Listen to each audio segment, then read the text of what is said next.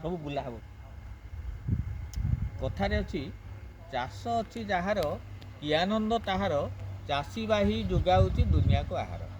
ତେଣୁ ଆଜି ଯେଉଁ ଦୁନିଆ ଆସିଛି ଲୋକମାନେ ଚାଷରୁ ବିମୁଖ ହେଉଛନ୍ତି। ସମସ୍ତେ ଚାହୁଁଛନ୍ତି କେମିତି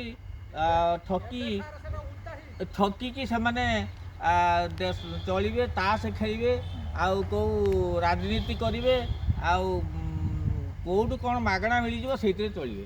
କିନ୍ତୁ ଆଜି ଏ ଯୁଗରେ ଏମିତି ବି ଜଣେ ଚାଷୀ ଅଛନ୍ତି, ସେ ହେଉଛନ୍ତି ସୁମନ୍ତ କୁମାର ବେହେରା। ତାଙ୍କ ଘର ବାହାନଗା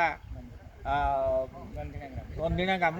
ସେଇ ଗାଁରେ ସିଏ ଛତୁ ଚାଷ କରନ୍ତି, ଗେଣ୍ଡୁ ଫୁଲ ଚାଷ କରନ୍ତି, ଲଙ୍କା ଚାଷ କରନ୍ତି, ପନିପରିବା ଚାଷ କରନ୍ତି, ଆଉ ଗାଈ ଅଛି ତାଙ୍କର। ବିଭିନ୍ନ ପ୍ରକାର ଚାଷ ଅଳ୍ପ 1.5 ଏକର ଜମିରୁ ସେ ତାଙ୍କ ପରିବାର ପ୍ରତିପୋଷଣ କରନ୍ତି।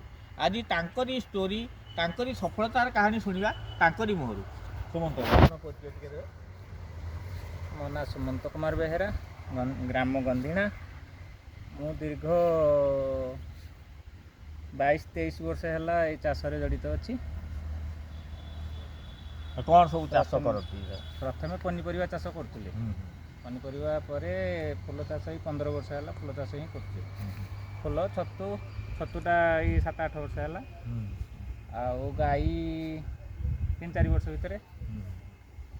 ମହୁ ବାକ୍ସ ଆପଣଙ୍କ ଦେଖିଲି। ମହୁ ବାକ୍ସ ବି, ମହୁ ଚାଷ ବି ଚାଲିଛି। କେତୋଟି ବାକ୍ସ ଅଛି ଆପଣ? 13-14ଟି ଅଛନ୍ତି। ତେଣୁ ଆପଣ ଏଇଟା ସମନ୍ୱିତ ଚାଷ ପଦ୍ଧତି। ଧାନ ବି କରନ୍ତି? ଧାନ ବି କରୁଛୁ। ଧାନ ଯେଉଁ ନଡ଼ା ହୁଏ କ'ଣ ହୁଏ?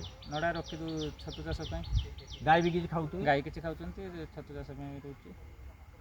ତେଣୁ ଦେଖନ୍ତୁ, ଆଜିକାଲି ଯୁଗରେ ଚାଷ କଲେ କାହାରି ପେଟ ଅପୋଷା ରହିବନି। ଯେଉଁମାନେ କହୁଛନ୍ତି ଚାଷର ଲାଭ ନାହିଁ, ହଁ ଚାଷର ଲାଭ ନାହିଁ ସତ କଥା।